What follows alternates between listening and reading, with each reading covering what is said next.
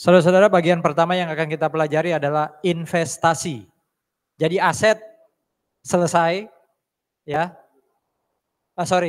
Liability selesai, equity selesai, aset hampir selesai, dan ini aset terakhir yaitu investasi.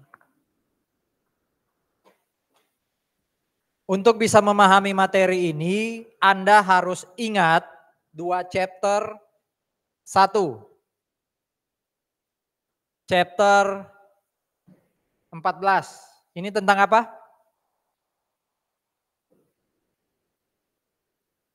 Pertama kali pop up chapter 14 itu yang paling diingat apa? Kalau chapter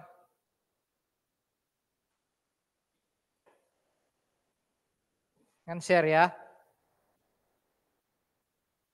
Nah, bonds dan share di sini sekali lagi kita sebagai emiten. Kita yang nerbitkan bonds karena butuh duit, kita yang butuh duit sehingga nerbitkan share. Sekarang kita itu dari sisinya ini nih. Orang yang beli share kita. Orang yang beli bonds kita atau dengan kata lain siapa? Investor. Investment berarti pelakunya investor.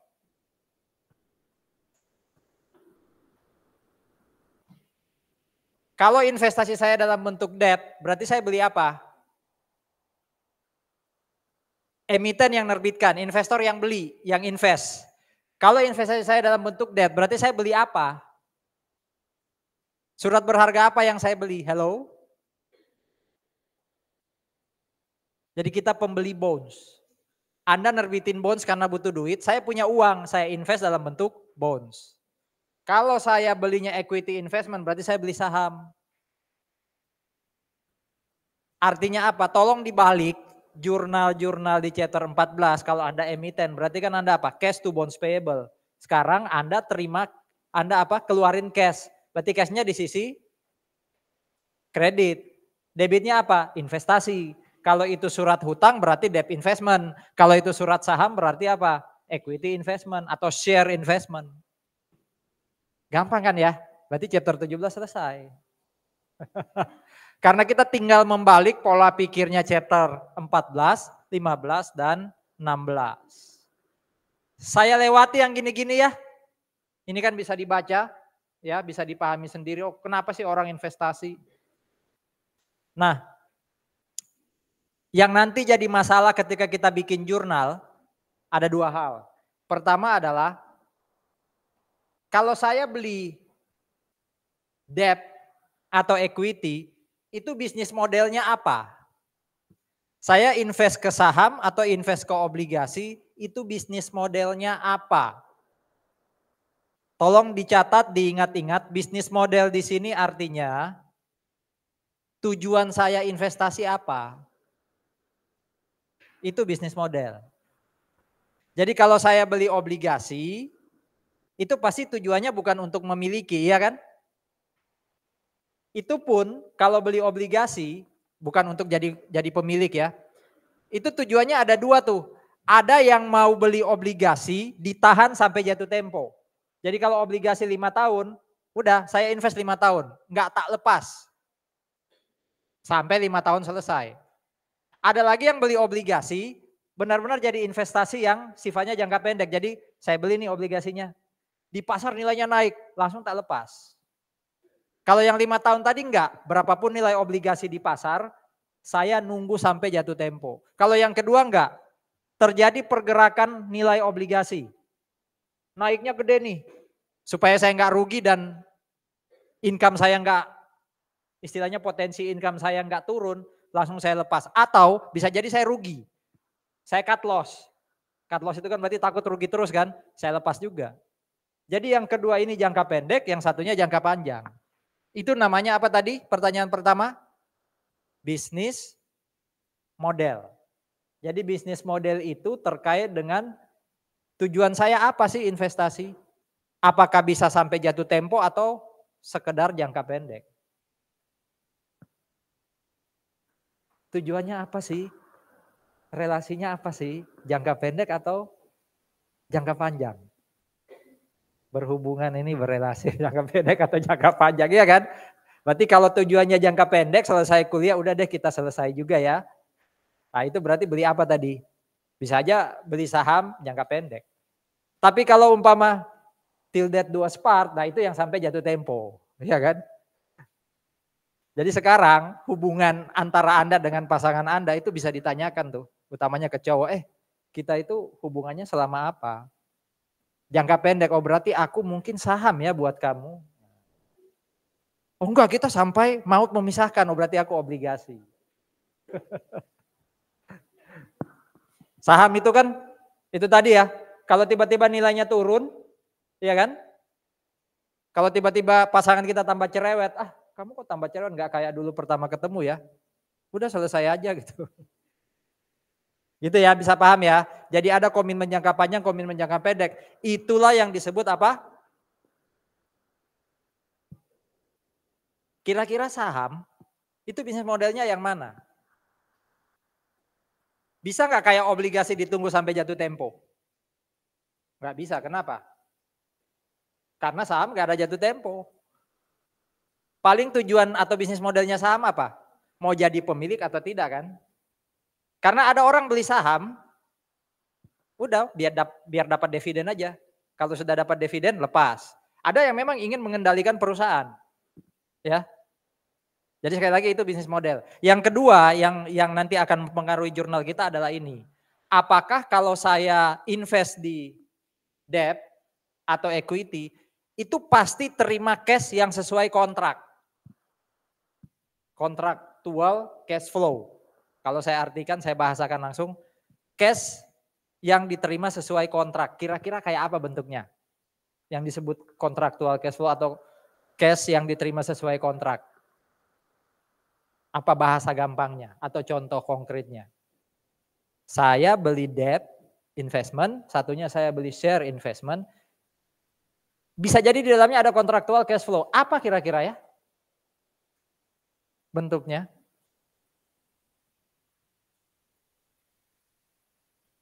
Nggak bisa langsung jawab mengingat chapter 14 atau 15 atau 16. Beli obligasi itu harapannya apa sih? Selain nunggu jatuh tempo gitu ya, sebelum jatuh tempo kita kan pasti terima cash. Namanya apa? Interest. Interest itulah kontraktual cash flow. Apa istilahnya tuh? Rate yang tetap kita terima tiap periode. Kupon. Nominal rate ya kan? Sekarang saya tanya saham. Saham itu ada nggak kontraktual cash flow-nya? Pasti nggak dapat dividen. Ya tergantung. Kalau itu preference, ada kontraktualnya ya kan? Apalagi yang apa tuh? Yang sudah pasti terima. Walaupun nggak bagi nanti bisa diakumulasi. Saham preference yang apa? Kumulatif. Ini sambil ngingatin chapter 14, 15, 16. Itu ya, itu kontraktual cash flow. Jadi dua hal ini nanti mempengaruhi jurnal yang kita buat. Nah, coba lihat nih. Ingat-ingat di ilustrasi ini ya. Kalau yang saya beli obligasi, lalu saya memenuhi bisnis model. Jadi bisnis model yang paling tinggi, bisnis model yang levelnya paling tinggi itu namanya held for collection. Ada istilah lain mungkin di akuntansi keuangan ya. Held to maturity. Artinya apa? Investasi tadi saya pegang sampai jatuh tempo. Kalau investasi saya itu memenuhi kriteria ini, ya, held for collection dan ada kontraktual cash flow, maka nanti obligasi yang saya beli, ya, bonds investment atau debt investment yang saya beli, itu nanti dinilainya pakai ini nih, apa ini? Amortize cost. Masih ingat amortize cost kayak apa chapter 14? Kalau bikin tabel amortisasi diskon itu amortize cost yang ada di kolom mana?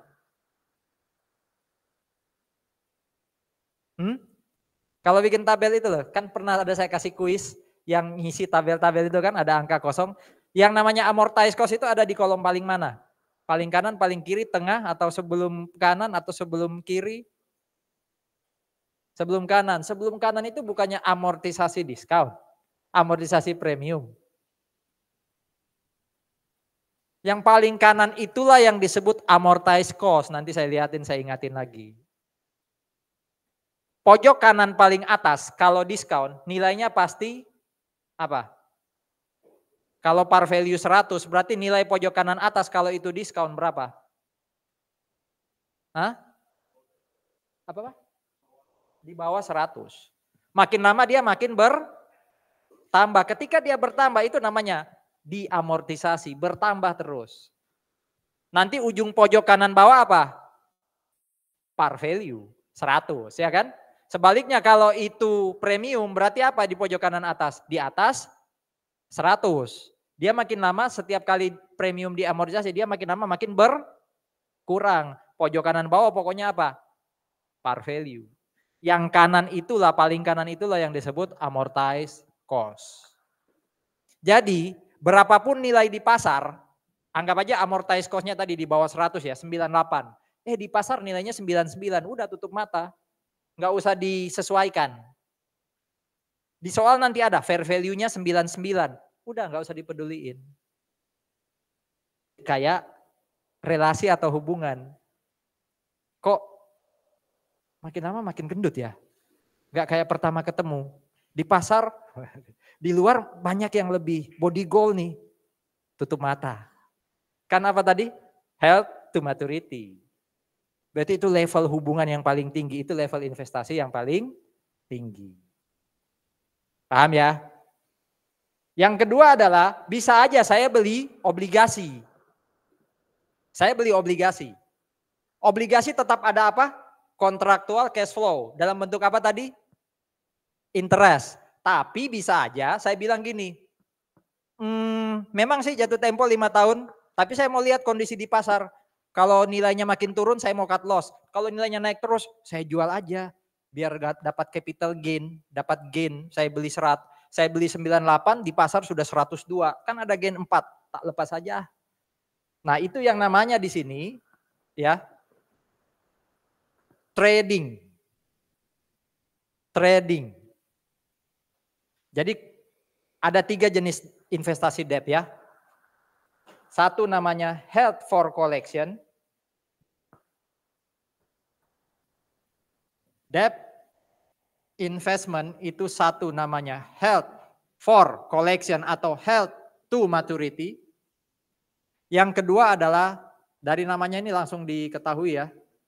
Memang dibeli untuk apa? Langsung dilepas, jangka pendek. Komitmennya jangka pendek.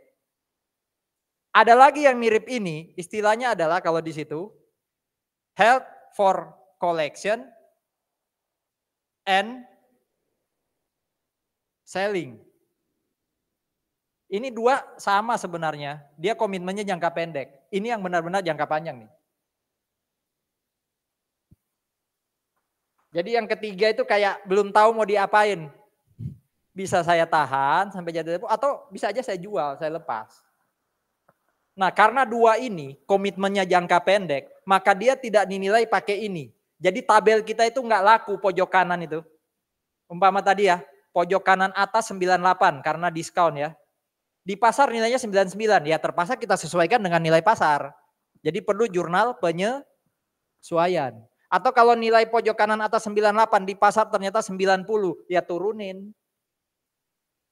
Turunin nilainya, ada loss. Bedanya adalah kalau yang trading gain or loss-nya masuk income statement. Kalau yang held for collection and selling kira-kira masuk mana? Gain or loss-nya masuk mana? Ayo, kalau kenaikan income tapi tidak masuk ke income statement berarti masuk apa? Apa namanya ya? Langsung masuk ke equity, tapi equity yang mana? Hah? Apa istilahnya? Other comprehensive income, OCI. Gitu ya. Jadi kalau yang trading masuk income statement, kalau held for collection and selling selisihnya gain or loss-nya masuk ke OCI. Itu kalau debt. Itu kalau debt. Kalau yang saya beli saham, saya equity investment.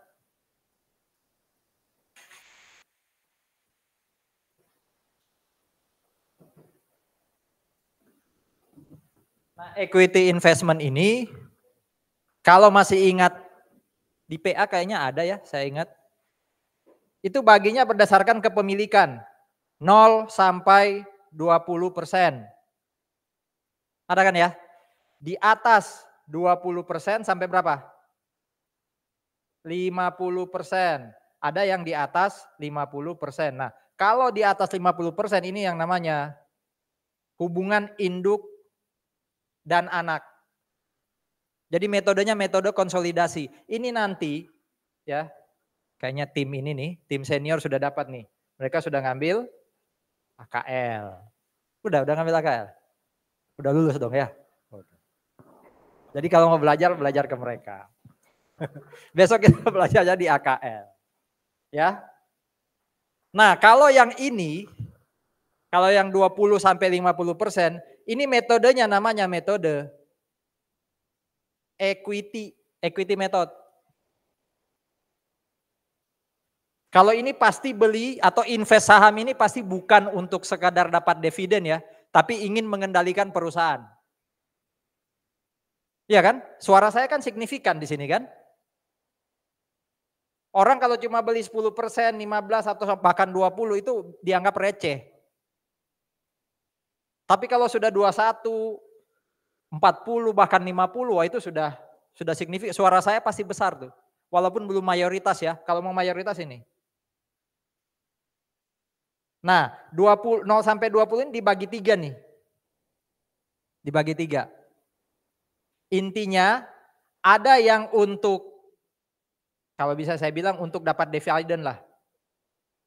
Jadi dia memang sahamnya yang dia beli cuma 10%, tapi bisa jadi komitmennya nggak hanya setahun. Karena dia pengen dapat dividen. Ya 2 kali 3 kali dividen lah umpama ya. Berarti kan bisa jadi lebih dari setahun. Ada lagi yang tujuannya bukan dividen. No dividend. Dan memang untuk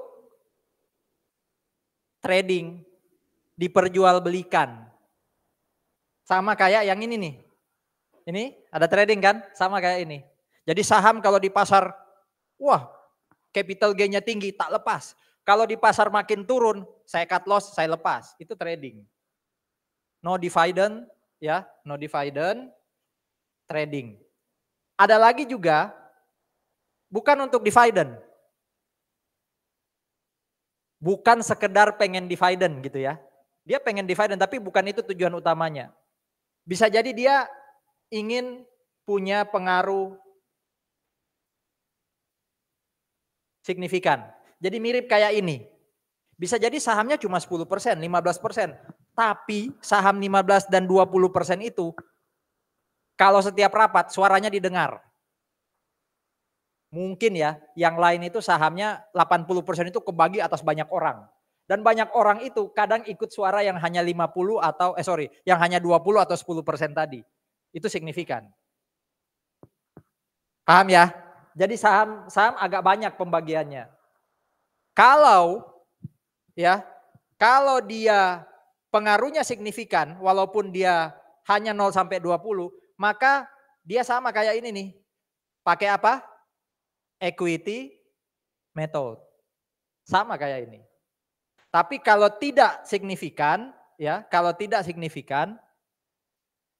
oke, maka di sini nanti dia pakai fair value.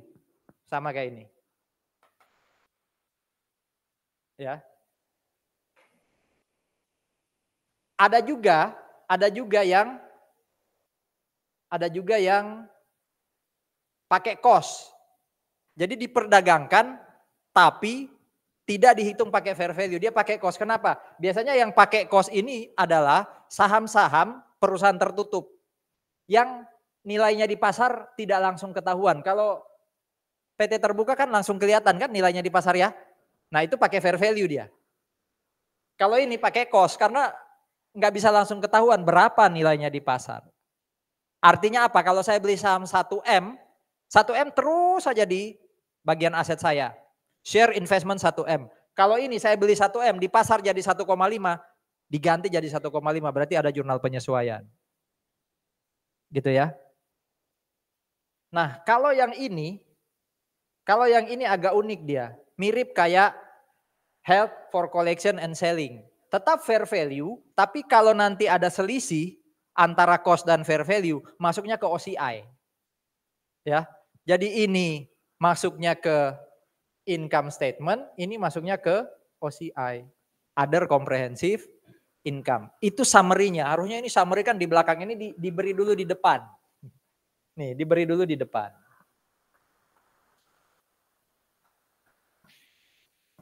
Nah ini ya kata-katanya ya. Untuk beberapa investasi equity di mana investor punya kendali atas investi, induk punya kendali atas anak, maka yang dipakai apa katanya?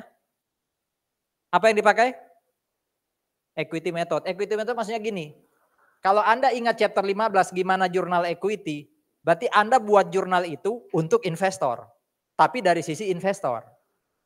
Apa jurnalnya kalau perusahaan pertama kali nerbitkan saham dan dapat duit? Chapter 15.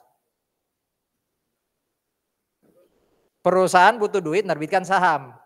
Dapat duit. Berarti jurnalnya apa? Cash to, ayo. Cash to, share capital dan share premium. Itu dari sisi siapa? Emiten. Sekarang kalau investor, berarti cashnya bukan di sisi debit, tapi di sisi kredit. Debitnya apa? Share investment. Tanpa dipecah jadi share capital atau premium. Semua uang yang dikeluarkan untuk beli investasi saham langsung share investment. Jadi sama, emiten nyatat, saya juga nyatat. Tapi dibalik logikanya. Apa yang terjadi kalau emiten dapat net income, dapat apa? Positif net income. Yang paling bawah dia dapat laba. Apa yang terjadi dengan equity-nya? Kalau emiten dapat net income, jadi revenue kurang expense positif, apa yang terjadi dengan equity-nya? Nambah kan? Berarti saya sebagai investor, apa yang terjadi dengan investasi saya? Ikut nambah. Itu equity method. Sekarang coba, kalau ternyata nilai sahamnya, Anda emiten loh ya, chapter 15 ya. Anda share capitalnya 100, share premiumnya 50. Berarti waktu Anda jual 150, oke? Di pasar nilai Anda, nilai saham Anda sekarang jadi 175. Chapter 15 ingat ya. Di pasar harganya 150, par value 100. Berarti kan cash 150, share capital 100, share premium 50, betul? Akhir tahun nilai saham Anda di pasar jadi 175. Apa yang terjadi dengan equity? Apa jurnalnya emang? Chapter 15 kalau di pasar nilainya jadi 175, kan naik 25. Diapain sama emiten chapter 15? Jurnalnya gimana?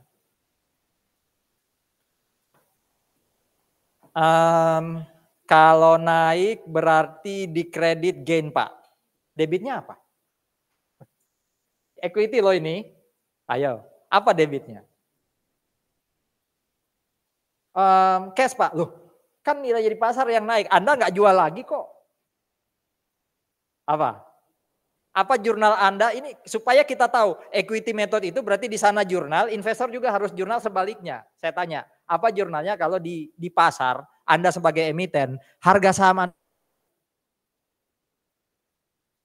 yang pasti Anda nggak dapat cash, uang Anda nggak jual loh. Kecuali Anda lakukan apa tuh? Menerbitkan saham baru namanya right issue. Ini enggak. Nilai saham Anda yang awalnya 100 di pasar jadi 150, sekarang jadi 175. Nah, waktu jadi 175 buat jurnal enggak? Buat jurnal enggak? Buat. Apa jurnalnya itu pertanyaan saya. Supaya kita tahu dari sisi investor jurnalnya gimana. Hah? Apa debit? Fair value adjustment di debit. Iya. Kredit. Kan bingung toh? Karena, coba cek chapter 15. Karena memang nggak ada jurnalnya. Nggak ada jurnalnya. Anda sekali nerbitin saham, harganya par value-nya 100, di pasar 150, udah jurnal Anda cuma share capital kredit 100, share premium 50, udah.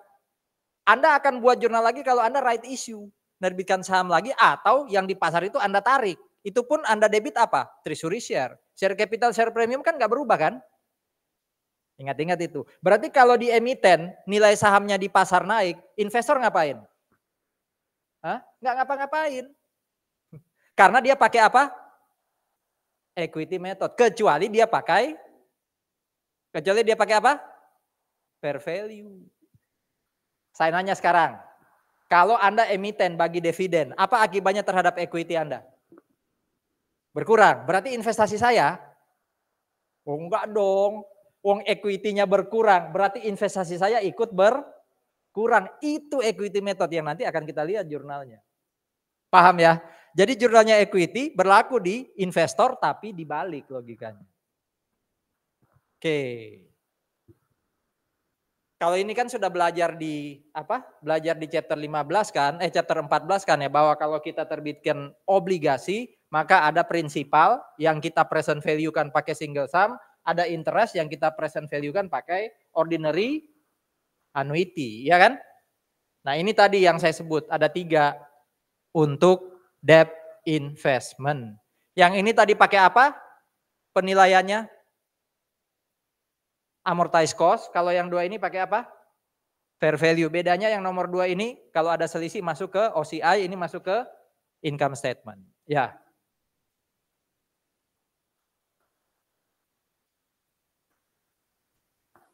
Nih.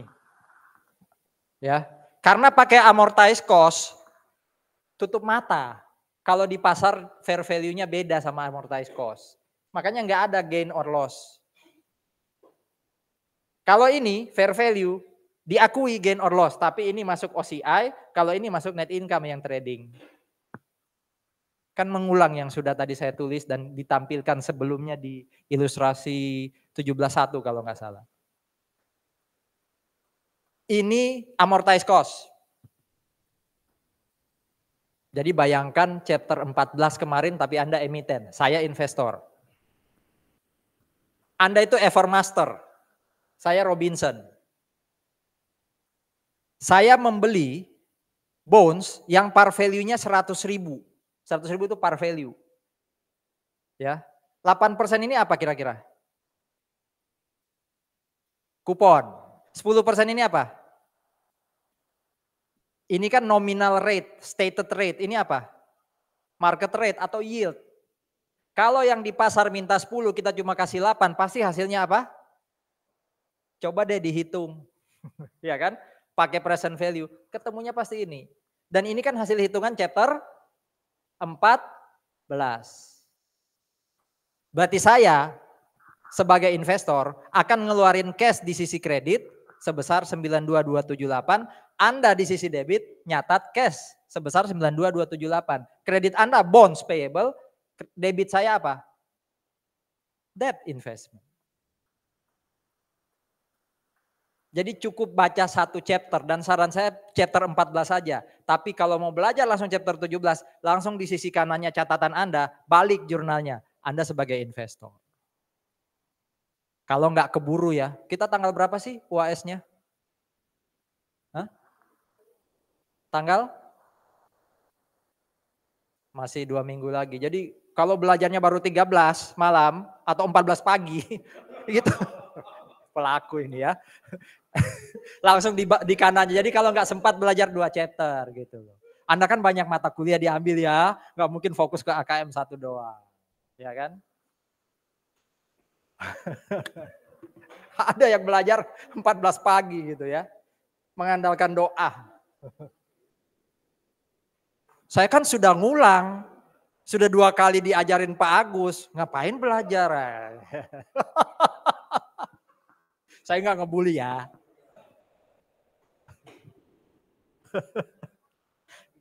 Kadang kita perlu ya menertawakan diri sendiri ya. Biar kalau orang lain menertawakan kita nggak baper. Biasa udah di kelas diejek Pak Agus gitu. Cuma kamu yang ngejek receh itu. Itu ya.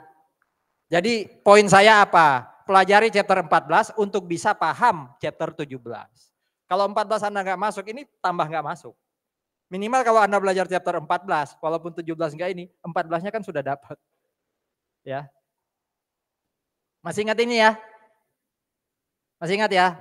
Nah, ingat loh, kalau sudah dihitung, taruh di pojok kanan paling atas itu present value. Ini kan diskon tadi ya, taruh di sini itu present value. Pojok kanan bawah pasti apa? Par value. Kalau diskon pasti nilainya akan terus menerus bertambahnya sejumlah apa? Amortisasi diskon. Gimana cara amortisasi diskon? Kurangi interest. Kalau Anda jadi emiten ini apa? Kalau Anda jadi emiten ini apa nama kolomnya? Expense. Interest expense. Masih ingat gimana ngitung kolom interest expense atau interest revenue? Hah? Market rate. Dalam kasus ini berapa market rate kita? 10%. Itu kita kalikan dengan diagonal. Nilai sebelumnya. Karena ini semi annually, dibayar 2 kali dalam 1 tahun, berarti nanti 10% kali 92278 dibagi 2. Ketemulah 4614. Kalau ketemu 4614, kurangi dengan kolom ini istilah lainnya apa?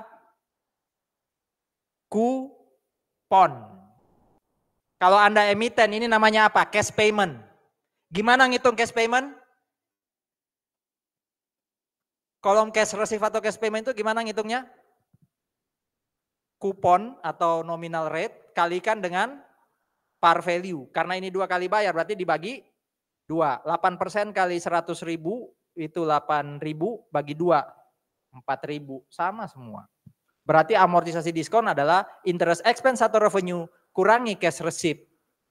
Kalau yang terjadi adalah premium berarti kolom cash receipt kurangi interest revenue atau expense. Kalau yang terjadi premium berarti nilai paling kanan atas lebih dari 100. Dia makin lama makin berkurang. Berkurangnya sebesar apa? Amortisasi premium. Di sini kayaknya contohnya hanya diskon. Anda harus siap kalau dikasih kasus premium. Silakan bertanya dulu. Ini amortized cost. Berarti saudara-saudara, Anda kalau jadi investor, berapa nilai investasi obligasi Anda per tanggal 31 Desember 2023? Di neraca Anda, di statement of financial position Anda, berapa nilai debt investment Anda per 31 Desember 2023?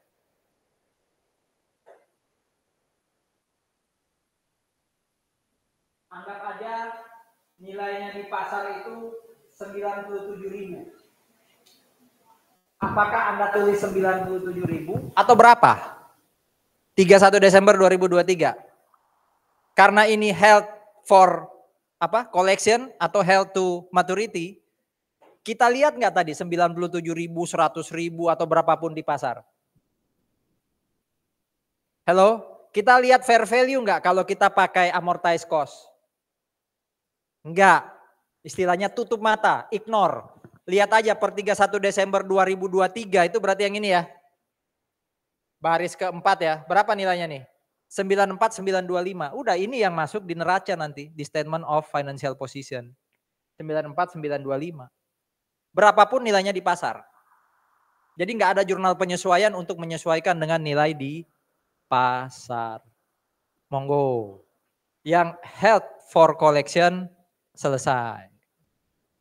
Kalau jurnal bunga dibalik aja jurnal chapter 14. Masih ingat nggak chapter 14 itu berarti jurnal bunga kita apa sebagai emiten?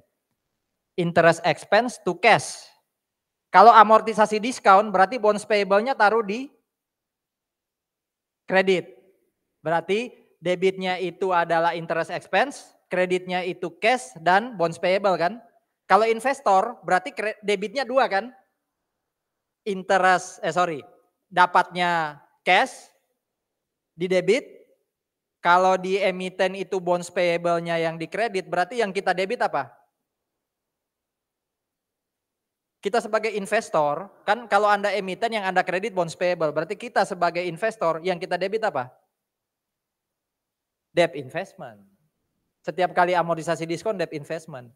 Kalau Anda sebagai emiten yang Anda debit adalah interest expense, kita sebagai investor interest revenue.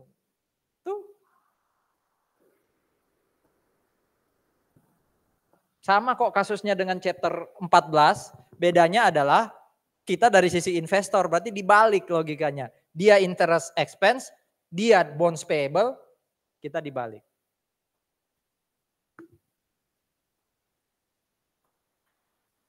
Ada pertanyaan?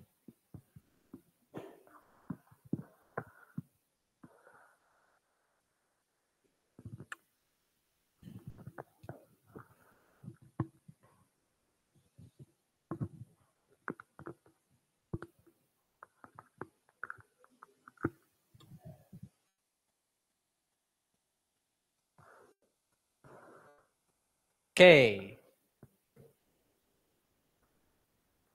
Nah kalau yang ini tanggal 31 Desember 2022. Kita baru bayar bunga 1 Januari 2000 atau terima bunga 1 Januari 2023. Berarti di sini belum ada cash, masih interest receivable.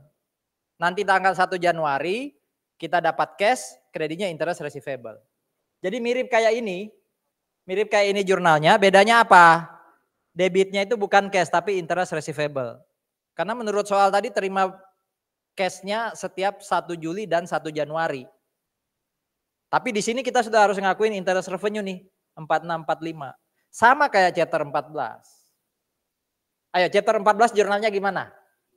Kalau 31 Desember belum terima bunga tapi harus ngakuin interest. Ingat enggak? Dibalik aja. Berarti emiten debitnya apa ini? Interest. Ini loh, revenue berarti buat emiten apa? Expense di debit. Terus, kalau yang ini, buat emiten berarti apa ini? Hah? Bonds payable. Kalau yang ini buat emiten apa berarti di kreditnya? Interest payable. Gitu ya.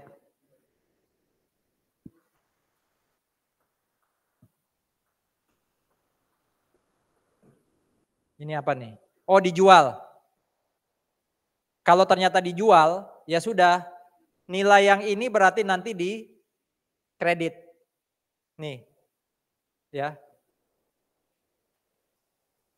Jadi kita dapat cash katanya 99,75.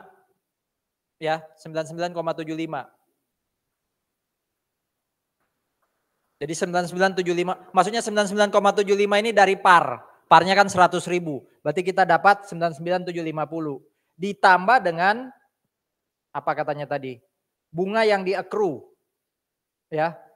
Bunganya itu harusnya 4.000, tapi karena ini November berarti cuma Juli, Agustus, September, Oktober sampai akhir Oktober, hanya 4 bulan. Sehingga dapatnya 2667. Nah, debt investmentnya kita kredit itu sesuai dengan nilai bukunya saat itu. Nilai bukunya saat itu harusnya 95571, 95671 ditambah dengan amortisasi 522, berarti nilai bukunya 96193. Itu yang kita kredit. Nah, sisanya ini gain. Jadi 96193 itu dapatnya dari sini nih. 95671 ditambah dengan amortisasi diskon. Harusnya ditambahnya dengan 783, tapi karena ini enggak pas 6 bulan, berarti 783-nya dikali berapa? 783-nya dikali 4/6, dapatnya 522. Berarti 95671 ditambah 522. Kalau dijual pas 31 Desember 2024, ya, berarti yang jadi nilai bukunya ini kan full ya. Ini enggak full, tidak ditambah 783. Ditambahnya hanya 4/6-nya 783 mana tadi? Nih. Ditambahnya 522. Berarti nilai bukunya adalah 95671 ditambah 4/6-nya ini ketemunya 96193. Di pasar nilainya 99. Ini aset loh ya. Aset itu hanya 96. Di pasar nilainya lebih tinggi. Berarti kita dapat apa? Gain. Ya sudah. Inilah jurnalnya. Mirip sekali lagi ya. Kayak chapter 14 waktu kita jual bonds. Sebelum jatuh tempo. Berarti kalau buat emiten cashnya dikredit. Ya. Karena kita bayar. Ini berarti interest expense. Kalau ini bonds payable. Ini berarti buat si emiten loss. Dibalik logikanya. Sampai di sini ada pertanyaan. Ini transaksi terakhir untuk held for collection adalah ketika saya jual. Sebelum jatuh tempo sudah saya jual. Saya tak Pak. Held for collection tadi itu apa? Investasi dalam bentuk obligasi yang tujuannya apa? Ditahan sampai maturity. Kok dijual? Ya held for collection itu tujuan awal saudara-saudara. Kalau di tengah-tengah ternyata dijual ya gimana lagi? Uang BU, butuh uang ya kan? Oh iya, saya nanya sekarang. Siapa yang nentukan itu held for collection, trading, atau kalau tadi equity method, siapa yang nentukan? Hah? Investor. Bukan emiten. Jadi itu pertama kali dia beli, apa tujuan utamanya? Mau ditahan sampai maturity, oh held for collection. Apa tujuan utamanya? Oh mau saya perjualbelikan, oh trading berarti. Tapi apakah trading nggak boleh ditahan sampai maturity? Boleh aja. Karena itu hanya tujuan awal. Pengennya sampai selesai. Hubungan kita sampai selesai, ternyata di tengah-tengah ada sesuatu nggak bisa dipertahankan kan masa gara-gara ada komitmen awal gitu susah. Ya biasanya kembali ke komitmen gitu. Tapi kalau ternyata nggak bisa ya sudah selesai. Kayak ini nih. Berarti ada gain or loss tuh. Kalau di tengah-tengah selesai. Oke, sampai sini sekali lagi ada pertanyaan. Nah ini yang kedua. Held for collection and selling. Intinya apa? Tabel ini tetap ada, tetap dibuat kayak gini, tapi nanti nilainya di pasar itu ngaruh. Contoh, berapa nilainya per 31 Desember 2022? Nilai bukunya berapa per 31 Desember 2022? Ayo lihat tabel, jawab saya. Berapa nilainya per 31 Desember 2022? Berdasarkan tabel ini. Jangan salah lihat loh ya. Berapa nilainya per 31 Desember 22? Dari mana 106? Ini loh tabel ini loh. Per 31 Desember 22. Par value-nya cuma 100, ini diskon, masa jadi 106? Ada di sini angkanya, tinggal pilih. Berapa? Berarti kalau 31 Desember 22 itu sama dengan 1 Januari 2023. Berarti berapa? 93537. Oke? Kalau Anda held for collection, ini yang Anda tulis di neraca. Tapi karena kita tadi apa? Held for collection and trading and selling. Berarti kalau di sampingnya saya taruh nilai di pasar 94.000. Apa yang terjadi? Lebih tinggi ya. Berarti apa yang terjadi? Ada gain. Tapi gainnya unrealized. Bukan kayak ini. Ini gainnya benar-benar realize, kan dilepas. Kalau yang ini gainnya masih judulnya unrealized. Nih, setiap tanggal pelaporan amortized cost yang ini harus disesuaikan ke apa? Ke apa? Fair value. Kalau ada selisih, masukkan dia kemana? OCI. Selisih itu bisa gain, bisa loss.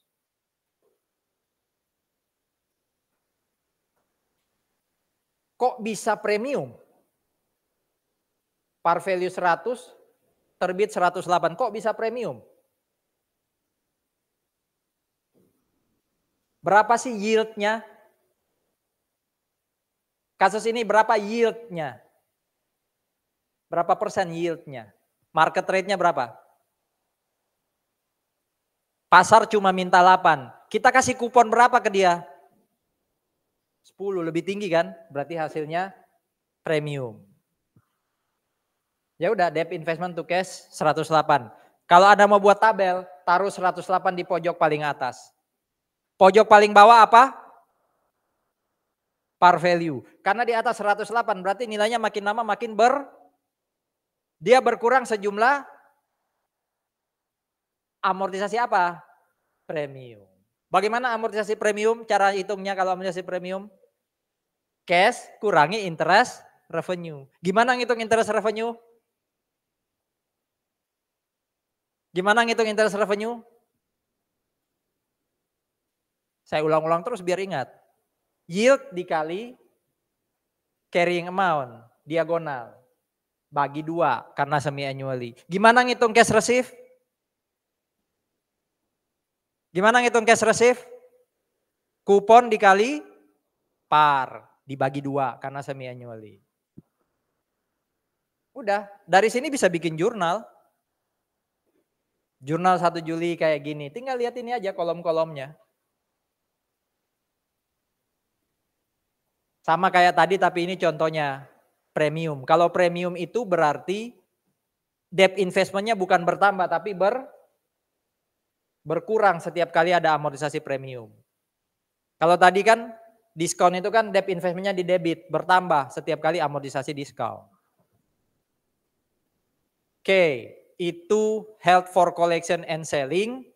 Nah sekarang tanggal 1 Januari 2023 ternyata atau Desember 31 2022 nilainya 105. Padahal nilai bukunya 106. Tercatatnya 106 di buku besar. Di pasar cuma 105, investasimu cuma 105, berarti apa yang terjadi? Kalau asetmu 106, di pasar hanya dihargai 105, apa yang terjadi? Loss. Dia di debit karena loss. Loss kan saldo normalnya di debit. Nah ini tadi yang Melda sudah sempat ngintip ketemu akun namanya fair value adjustment. Ya. Jadi yang dikredit ini kan berarti investasi kita berkurang. Yang dikredit bukan debt investment tapi ini namanya nih fair value adjustment 1732. Nanti di neraca kita per 31 Desember kita sajikannya di debt investment itu tetap sama kayak ini. 106 372. Nah, di bawahnya ada yang namanya fair value adjustment. Ini bisa kontrak count, bisa ngurangin, bisa nambah, tergantung kasusnya gain or loss. Karena ini loss, berarti dia berapa hasilnya nih? 0, 4. Ya. 106 372. Ini dapatnya dari ketemu 105. Ya. Itu salah bukan 732 harusnya 732 ya, sorry saya salah. 732 ya, ini ya. Berarti ini kalau dikurangi jadi berapa? Berapa? 105. Sama dengan apa? Apa ini? Ini nanti di neraca tulisnya kayak gitu. Jadi ini tetap sama kayak di tabel, nggak berubah.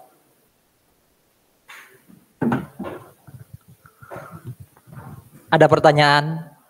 Ini sudah tipe debt investment yang kedua yaitu held for collection and selling dan nilai di pasar ternyata lebih rendah. Kalau held for collection, kasusnya kayak gini, gimana jurnalnya? Hello, tipe 1 tadi, jurnalnya kayak gini, jurnalnya gimana? Kasusnya itu kayak gini, jadi per 31 Desember 106, tapi di pasar 105. Kalau itu held for collection, jurnalnya gimana?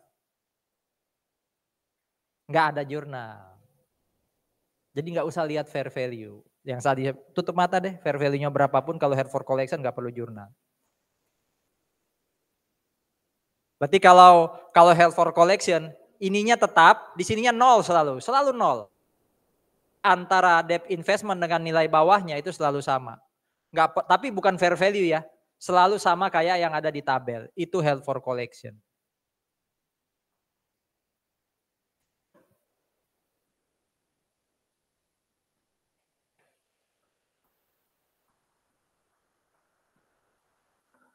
Nah, apa yang terjadi kalau saya liatin tabelnya aja nih. Tadi kan kita ada di titik ini ya.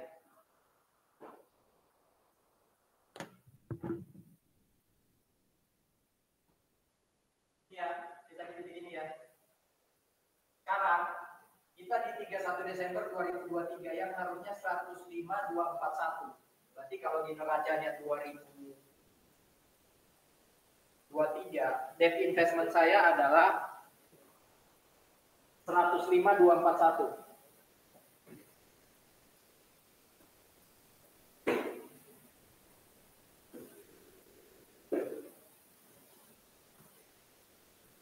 Ternyata nilai di pasar, saya tulis di sampingnya ya, itu 106.000. Ceritanya gimana?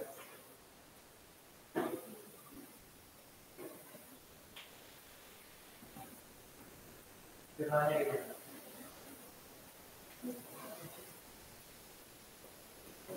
Ini untuk menjawab slide yang ini nih.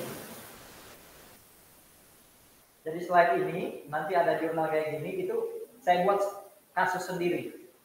Jadi cara atau logikanya mirip kayak ini. Ayo. Ini tahun 2022 nih. 31 Desember 2022, di mana jurnalnya kayak ini.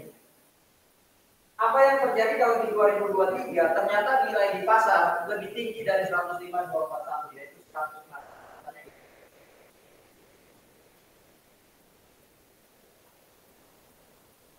Cara jawabnya itu gini. Fair value adjustment. Ini buku besarnya fair value adjustment. Sekarang, per 31 Desember 22, dia ada di sisi debit atau kredit? Saya nggak tanya ini ya. Saya nggak tanya akun ini ya. Saya tidak tanya akun ini. Akun ini kan di debit.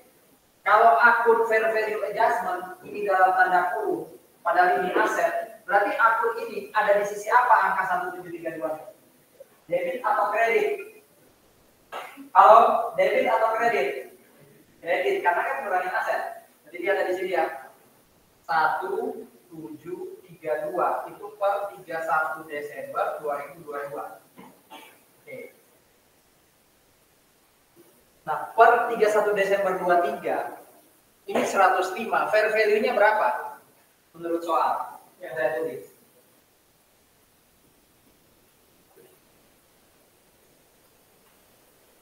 Coba. 105.241, fair value-nya berapa menurut soal yang saya tulis? 106. Berarti fair value adjustment-nya harusnya lambangnya plus tanpa kurung atau pakai kurung? Plus ya, berapa? Tolong kurangi 106 dengan 105.241. Berarti ini 9, ini 5, ini 7. Betul ya? Ini berapa? Betul, 759. Betul ya? 759. Ini fair value adjustment. Lambangnya plus. Ingat, kalau fair value adjustment kayak gini ada di 31 Desember 23, itu artinya per 31 Desember 23 dia ada di sisi debit sebesar berapa itu? 7, 5, itu saldonya. Halo, itu saldonya. Jadi bukan ini yang masuk jurnal. Berarti kalau awalnya ada di kredit sekian, sekarang di debit sekian, jurnalnya berapa, Bro? Atau jurnalnya bagaimana, Bro? Fair value adjustment-nya ditaruh di debit atau kredit? Ini 22, ini 23. Ingat loh ya, kalau ada fair value adjustment di sini, ini saldo akhir. Taruh di sini di buku besar. Kalau awalnya 1732 sekarang 759, berarti saldo ini diapakan? Di debit atau di kredit? PA di debit. Berapa di debitnya? Supaya dari kredit bisa jadi debit 759. Berapa di debitnya? 1732. Kalau ini ke sini kan baru 0 ya. Supaya jadi 759 berarti harus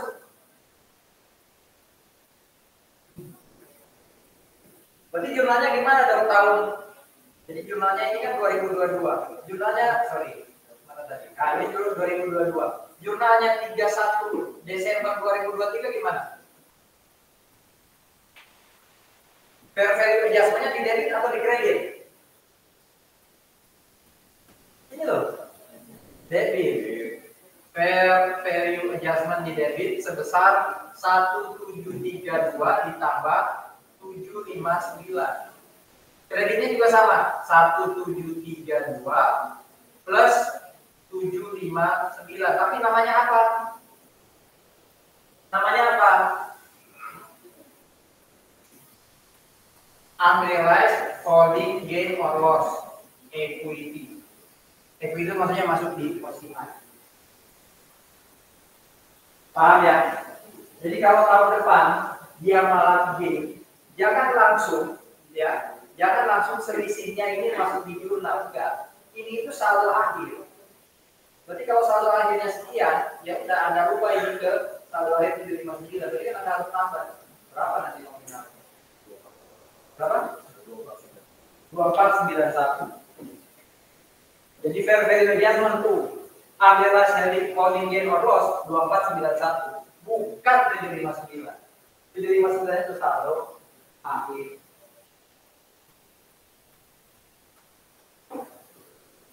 Ada pertanyaan? Itu berangkat dari ini.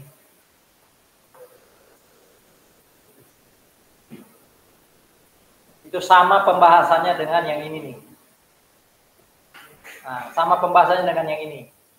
Jadi saya nggak terangkan lagi. Anda belajar sendiri yang slide. Contoh lainnya itu saya sudah tulis di papan. Ingat sekali lagi, selisih ini itu bukan jurnalnya. Ini apa tadi? Saldo akhir. Berarti taruh dia di saldo akhir ini. Kok bisa di debit, Pak? Karena ini bertambah. Contohnya ya, ini kan berkurang, berarti dia di kredit. Nah, gimana merubah kredit ini jadi debit sekian ya? Berarti kan ini di debit dulu, baru ditambah 759. Oke. Bagaimana kalau dijual ya? Seperti biasa aja, dapat cash, debt investmentnya berapa, ada loss. Udah. Contoh di sini ya. Amortized cost-nya 94214. Udah itu di debit, di kredit. Dapat cash-nya 90.000, ya udah itu di debit. Karena dijual cuma 90 padahal dia 94, ya itu loss. Langsung selisihnya loss. Tidak ada lagi unrealized loh. Kenapa nggak ada unrealized? Karena ini sudah loss yang benar, yang realisasi. Makanya nggak ada unrealized holding gain or loss, langsung loss. Kalau yang terjadi gain, langsung gain. Oke.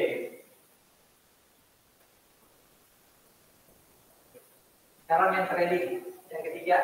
Sebelum masuk trading ada pertanyaan dulu. Trading sama kayak held for collection and selling. Bedanya apa tadi? Ininya masuk di mana?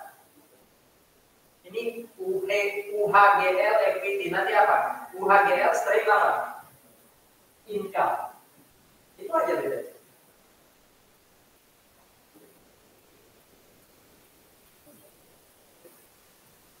Nih contohnya.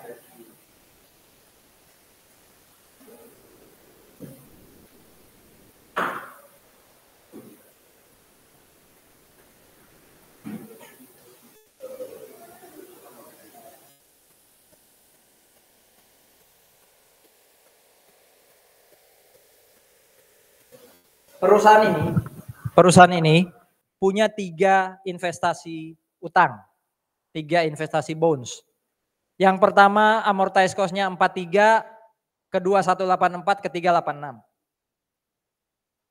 Fair value dari pertama 51, kedua 175, ketiga 91. Nah, dihitung masing-masing. Yang ini 43 di pasar 51 berarti plus. Yang kedua ternyata di pasar lebih rendah berarti negatif. Yang ketiga, oh di pasar lebih tinggi berarti plus. Itu disam aja. Lebih banyak plus atau minusnya. Ternyata lebih banyak plusnya. Berarti nilainya atau fair value adjustment-nya harusnya di mana? Kalau nilainya ternyata lebih tinggi yang di pasar, berarti harusnya fair value adjustment-nya apa? Debit atau kredit? Hah? Saya nggak ngomong unrealized holding gain-nya.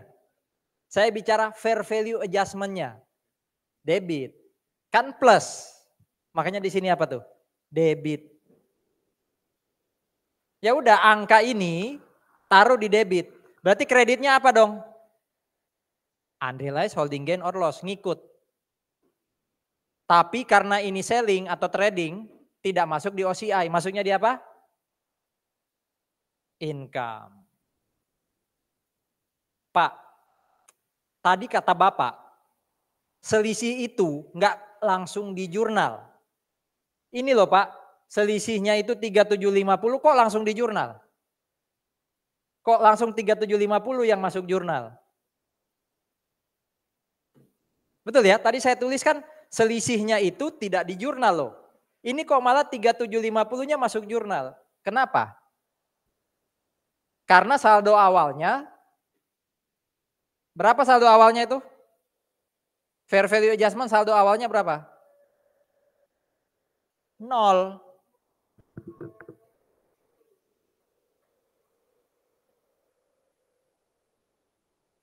Saya buat lagi ya, fair value adjustment. Ternyata ada selisih 3750. Kata Anda tadi di sisi apa? Di sisi apa ini? Debit. Taruh di sini. 3750. Saldo awalnya berapa? 0. Berarti 0 ke 3750. Ya sudah berarti fair value adjustment di debit 3750. Kreditnya namanya UHGL. Tapi income 3750.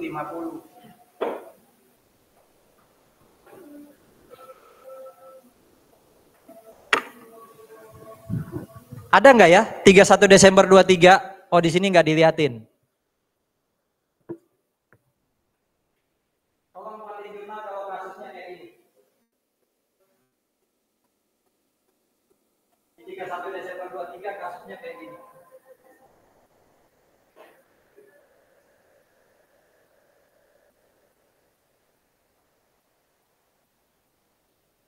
BN itu ini, Burlington Northern. Amortized cost-nya 43.860. Di 31 Desember 2023, fair value-nya 45.000. Kalau di sini kan 51.500 ya. Ini 45.000. Oke. Terus anggap aja, halo, di 2023 ini dijual. Yang GM dijual. Berarti kan tinggal BN sama CC. CC berapa amortized cost-nya tuh? 86.360. Betul ya? 86.360. Ini 860. Fair value-nya di pasar ini 90.000. Tolong kan buatin jurnal per 31 Desember 2023 based on info ini dan info ini kan dua-dua ya. Di 23 itu kayak mana? Ayo 1 menit, 2 menit.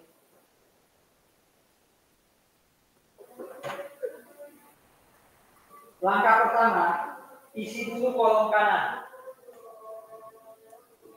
Isi dulu kolom ini. Positif atau negatif, isi dulu ini. Itu langkah pertama. Coba. Lebih gampang nggak itu? Dua-duanya positif ya.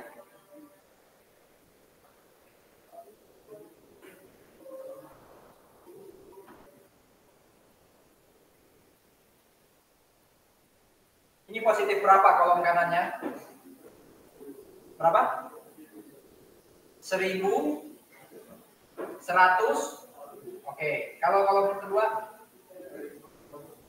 3000, tolong di total supaya ketemu angka kayak ini. 4700. Ini apa? Ini apa? Angka ini apa? Ini saldo akhir. Ya enggak?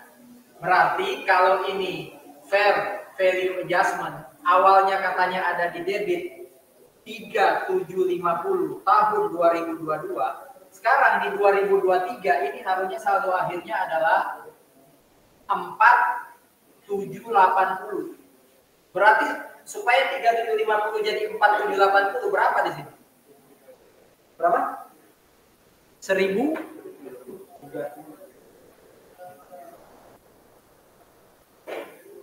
Berarti jurnal kita gimana, Dok? Fair value adjustment di debit sebesar 1030, kreditnya apa? Unrealized holding gain or loss masuk di income. Selisihnya ini yang masuk jurnal, bukan angka 1030-nya yang masuk jurnal, bukan selisih atau saldo akhir ini. Bukan. Kalau tulis di neraca gimana penyajiannya di neraca? Ya, investment berapa? Berapa total debt investment yang kita tulis di Statement of Financial Position per 31 Desember 23? Berapa saldo akhir debt investment sih? Halo? Ininya udah hilang, berarti tinggal BN sama CC. Berapa amortisasinya kalau di total? Tolong di total 43860 tambah 86360 itu ketemu berapa? Yang pertama dan ketiga AC-nya di total berapa?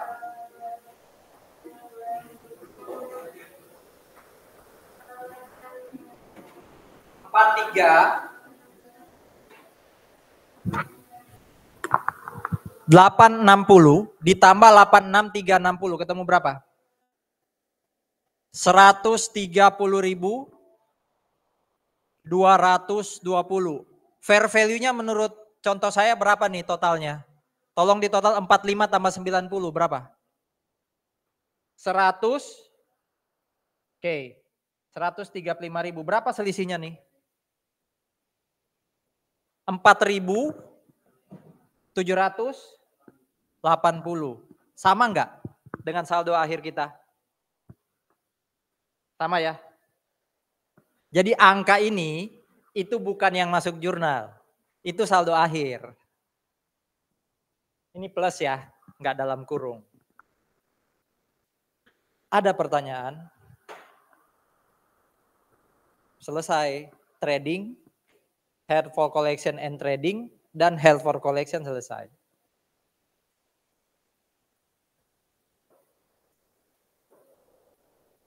Sekarang masuk equity investment.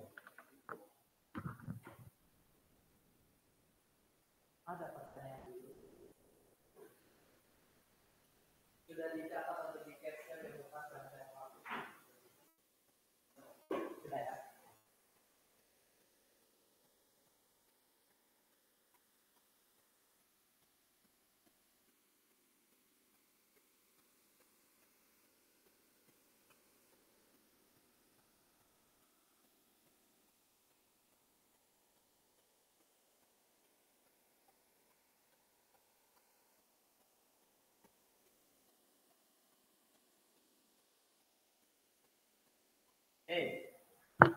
Saya catat ulang ya.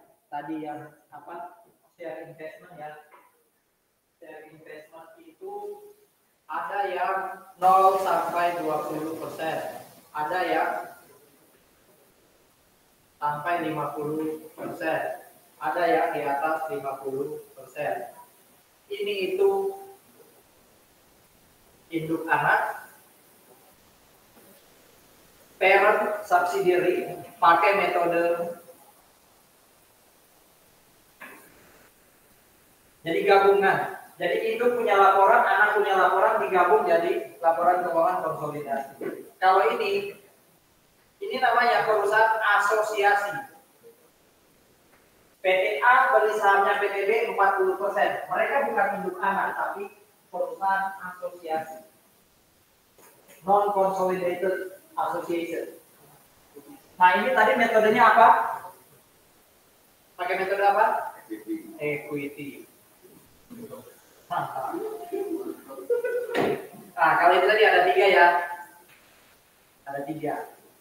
Ada yang pengaruhnya signifikan. Kalau pengaruhnya signifikan, sama kayak ini.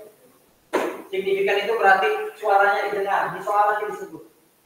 Dia memiliki saham 10% tapi signifikan. Itu pakai ini. Sama mereka berdua nih. Ada yang 0 sampai 20% tidak signifikan. Ya, nilainya di pasar diketahui. Nah ini berarti pakai fair value. Ada yang 0 sampai 20% tidak signifikan, tapi di pasar tidak diketahui, ini pakai cost.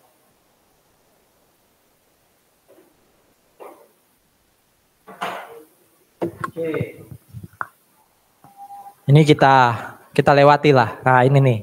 0 sampai 20, 20 sampai 50, 50 sampai 100. Ini konsolidasi, ini equity.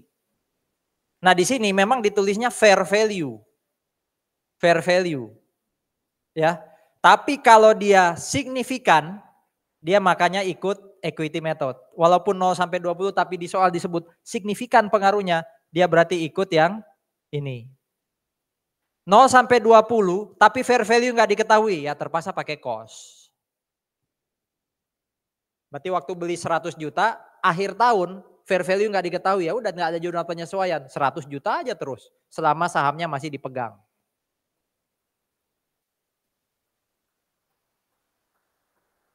Nah, 0 sampai 20, 0 sampai 20 yang pakai fair value itu dibagi lagi.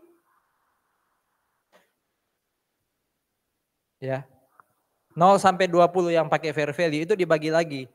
Ada yang trading, ada yang non trading. Ini yang tadi saya sebut sebagai yang ini tuh pengennya dividen. Kalau ini cut loss atau kalau capital gain lepas. Nah, kalau yang trading ini selisih fair value-nya masuk income statement. Kalau yang non trading ini selisih fair value-nya masuk OCI. Nih.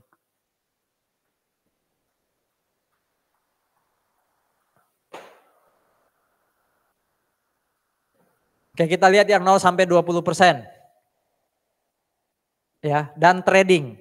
0 sampai 20% dan trading. Berarti dia pakai fair value. Kalau ada selisih masuknya ke apa? Income statement. Belinya 718 550. Ya udah jurnalnya kayak gini. Equity investment to cash. 718 550. Karena dia pakai metode fair value, tidak pakai metode equity, berarti waktu dia dapat dividen, jurnalnya biasa, cash to dividend revenue. Ya. Jadi yang metode trading pakai fair value ini sebenarnya simple kayak jurnal AK. Dapat dividen ya cash to dividend revenue. Kalau dapat dividend revenue tapi belum dapat cash, berarti debitnya apa? Dividend receivable. Ya kan?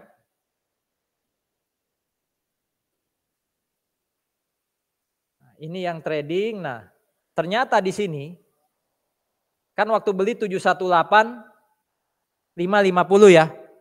Akhir tahun nilainya di pasar kalau di total itu menjadi 683.000. Jadi belinya 718.550, di pasar kalau di total 683 berarti kan ada loss ya. Berarti fair value adjustment-nya harusnya dikredit ya. Karena saldo awal 0, maka 3550 inilah yang masuk jurnal, fair value adjustment dikredit. Debitnya apa? Unrealized holding gain or loss. Kenapa masuk income? Kenapa masuk income? Karena ini apa? Trading. Kalau saya ganti jadi non trading, ininya Anda coret jadi OCI. Tahun depan ada jurnalnya. Nah, ini tahun depan. Oh, ini waktu menjual. Jadi Yang paling atas yang Burberry ini dijual. Ya. Carrying value-nya 259, fair value 275, ternyata dijual pada harga 287. Ya sudah, dapat cash 287, cost-nya di kredit, selisih gain-nya taruh di kredit. Ini bukan unrealized gain karena benar-benar dijual. Makanya namanya gain. Nama lengkapnya ini ya, gain on sale. Kalau loss berarti loss on sale of debt investment atau share investment. Ini nggak ada pertanyaan ya, ini menjual. Dari 3 saya jual salah satu, yang nomor 1 yang Burberry tadi. Berarti saya tinggal punya yang kedua ya, Nestle sama apa? St. Regis. Oh, saya ternyata beli lagi yang Continental, berarti tetap 3. Burberry-nya hilang, diganti Continental. Kalau di total, carrying value-nya 713. Ternyata nilai di pasarnya 779. Berarti ada 66100.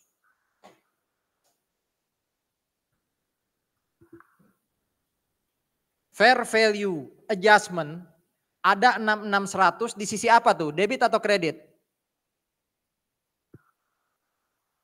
Lambangnya apa ini? Positif apa negatif ini 66100? Positif ya. Berarti 66100 ada di sini dong. 66100. Padahal awalnya yang tadi pertama kali negatif. Berarti kalau negatif dia ada di sini ya. 37350. Ingat loh, ini saldo awal, ini saldo akhir. Berarti yang masuk jurnal itu adalah yang di sini. Berapa? 37350 ditambah 66100, di mana hasilnya adalah berapa tuh? 101.650, iya kan? Ini kan dapatnya 101.650 kan?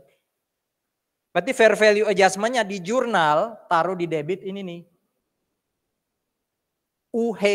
UHGL-nya ngikut. Kalau fair value-nya di kredit, UHGL-nya di debit. Kalau ini di debit berarti dia di kredit UHGL-nya. Sebesar apa? Sebesar selisih saldo awal dan saldo akhir. Bukan sebesar 66100 ya, tapi ini 101.650 yang ini nih, tek masuk ke sini.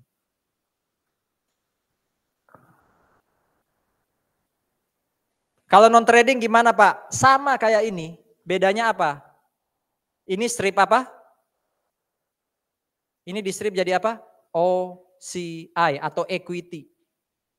Nih, saya liatin ya. Nih, equity. Oke, equity investment yang trading, non trading sudah. Ada pertanyaan? Pak, kalau cost gimana? Cost itu nggak perlu jurnal-jurnal gini. Karena dia nggak diketahui fair value-nya. Jadi beli pertama kali 1M. Equity investment to cash 1M. Besok 31 Desember nggak diketahui nilai di pasar, berarti nggak perlu jurnal. Itu kalau yang cost yang atas. Berarti sebenarnya yang atas sudah, yang biru pertama udah, biru kedua udah. Ada pertanyaan? Kita masuk yang signifikan atau equity method.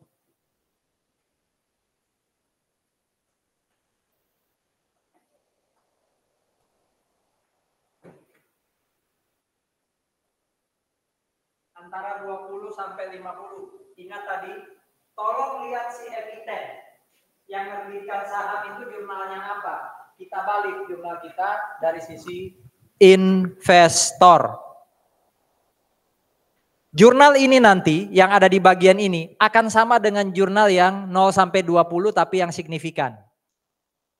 Saya ulangi ya. Jurnal yang ada di antara 20 sampai 50 ini sama dengan jurnal 0 sampai 20 tapi signifikan. Maksudnya apa? Di soal nanti ditulis. Kepemilikan sahamnya 10% tapi signifikan. Nah, berarti nanti jurnalnya sama. Makanya ini saya lingkar ya. Mereka satu jurnalnya nanti. Langsung saya lompat. Waduh, kecil banget. Nggak bisa lebih kecil ya. Oke, coba lihat ya. Anda baca di PowerPoint ya, PPT sendiri. Maxi Company membeli 48.000 sahamnya Mini Company. Di mana 48.000 itu 20%. Nah ini enak, dia buat 20% itu berarti ada di sini ya. Sama ya, supaya kita bisa bandingkan fair value method kayak apa, equity method kayak apa. Oke. Cost-nya 10 per lembar. Berarti 10 per lembar ada 48.000. Berarti 48.000 kali 10, 480.000. Sama jurnal awalnya, equity investment to cash 480. Clear ya? Beli 48.000, cost-nya 10 per lembar. Udah equity investment to cash 10. Baris kedua.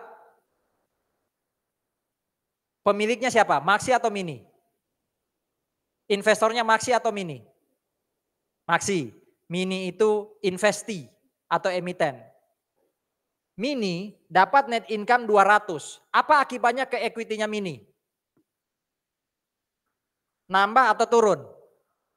Nambah, karena kita pakai equity method berarti Maxi akan mengakui penambahan investasi. Makanya dia tulis di sini, equity investment-nya naik. Tapi kenapa hanya 40.000? Kok enggak 200.000? Nah, tergantung kepemilikannya. Kepemilikannya kan 20%, Pak. Berarti 20% kali 200.000 nih. Ingat lawannya adalah investment income. Bisa di debit, bisa di kredit, tergantung gain or loss. Kalau di sini diganti, reported net loss 200, balik jurnalnya. Investment income di debit, equity investment di kredit. Kan loss, berarti kan equity berkurang, berarti investasi saya berkurang nih. Gitu ya. Nah, untuk yang fair value method, nggak perlu jurnal. Kan dia nggak pakai equity method.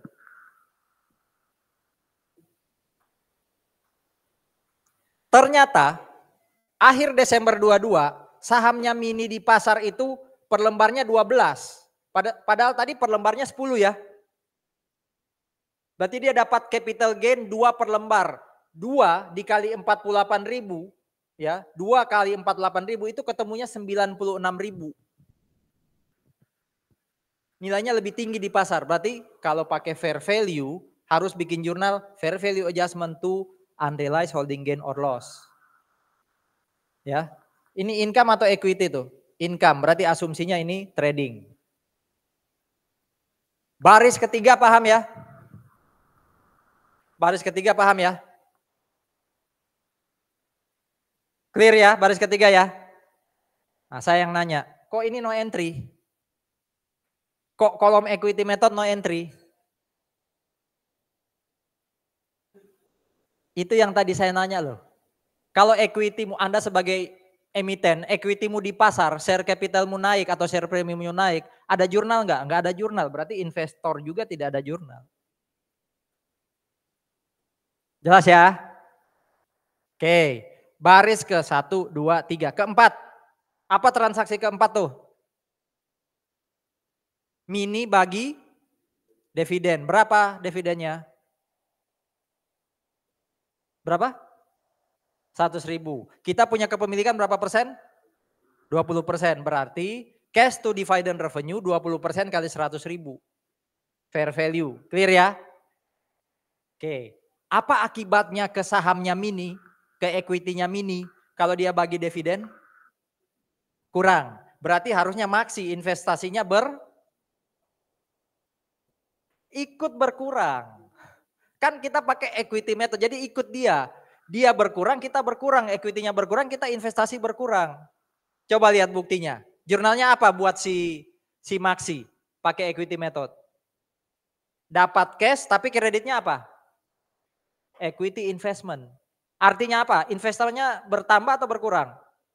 Berkurang. Jadi kalau equity sana berkurang, kita juga berkurang. Equity dia berkurang, investasi kita berkurang. Agak aneh ya, kok dapat kok dapat dividen tapi investasi berkurang. Saudara-saudara nggak usah aneh, yang penting kan dapat cash. Iya kan? Jadi sebenarnya aset kita nggak ngapa-ngapain toh. Aset berkurang tapi juga dapat aset lagi cash. Berarti kan aset kita nggak berubah. Baris ke 1, 2, 3, 4, 5. Apa yang terjadi di 5 itu? Loss ya. Kalau loss berarti equity-nya mini bertambah atau berkurang? Berkurang. Berarti investasi kita berkurang. Kok hanya 10.000? Kan kita kepemilikannya hanya 20%. Kalau yang paling bawah itu nilai pasarnya mini naik. Karena pakai fair value, ada jurnal. Tapi kalau pakai equity method, no entry, tutup mata. Nggak usah lihat nilai di pasar. Kalau lebih dari 50%, AKL. Luluslah AKM 1, AKM 2 supaya ngambil AKL. Atau nanya kakaknya ya, les di mereka. Pasti investasimu rugi gitu.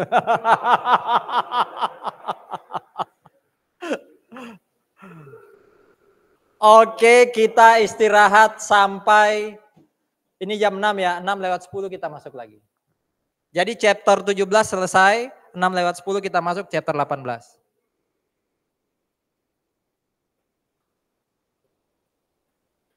Hanya sampai slide 60 ya. Jadi chapter 17 itu yang belakang-belakang gak usah dilihat, hanya sampai chapter 60. Gak ada lagi yang nanya ya. Pokoknya chapter 17 hanya sampai chapter 60. 10 menit lagi masuk.